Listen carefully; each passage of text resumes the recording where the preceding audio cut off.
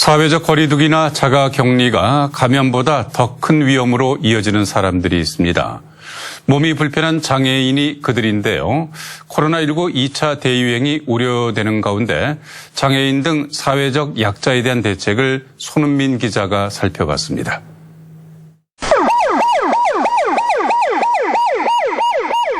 지난 2월 하루 수백 명씩 쏟아지던 코로나19 확진 환자 중에는 중증 장애인도 있었습니다.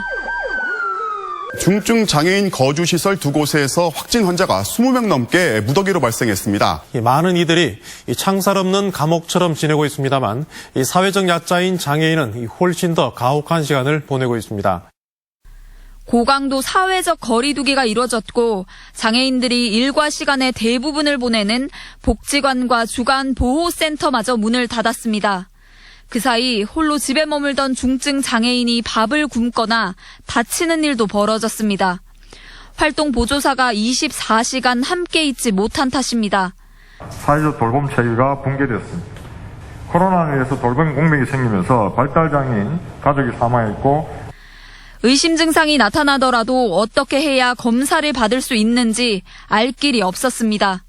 장애인분들 같은 경우에는 자기 차량이 없는 경우도 거의 많이 계시고, 그리고 도보로 이동하는 것도 굉장히 어려움들이 있으시잖아요. 그래서 그럼 나는 어떻게 선별 진료소에 갈 수 있지? 이런 것들에 대한 물음에 누구도 대답을 해주지 않았던 거죠. 장애 유형별로 감염병 상황에 대응할 구체적인 매뉴얼과 지원 대책이 필요하지만 대구시는 메르스 사태 이후 지금까지 내놓지 않고 있습니다.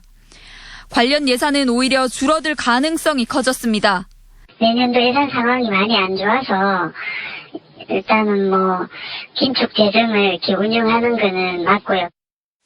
시민사회 단체들은 2, 3월과 같은 대유행에 대비해서 장애인 돌봄 인력과 이동 수단을 더 확보해야 한다고 호소합니다. 장애 유형별로 감염병 정보 전달 체계를 정비해야 한다고도 강조했습니다. 지역 보건소와 병원에 수어 통역사를 두고 장애인 전담병원을 지정해 놓는 겁니다. 장기적으로는 감염병 확산 위험이 높은 장애인 집단 거주시설에 열악한 환경을 개선하는 것도 필요합니다. 이제 생존의 문제로 거리두기를 할 수 없는 분들입니다. 돌봄 지원과 그리고 관련된 복지 예산이 늘어나는 것이 오히려 이 코로나 시대에 장애인분들의 생존을 지켜줄 수 있는 일이다라는 말씀을 꼭 드리고 싶습니다. MBC 뉴스 손은민입니다.